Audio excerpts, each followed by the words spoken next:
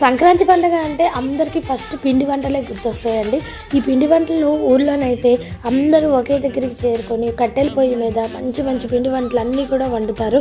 అయితే పండగకి ఊరెళ్ళని వాళ్ళు, తర్వాత అపార్ట్మెంట్లో ఉన్నవాళ్ళు, వాళ్ళ పరిస్థితి ఏంటి అంటే, మా అపార్ట్మెంట్లో మేము ఈ విధంగా అందరము కూడా కలిసి పిండి వంటలు సేమ్ ఊర్లో అందరూ కలిసి ఎలా చేసుకుంటారో మేము కూడా అలానే చేసుకున్నామండి.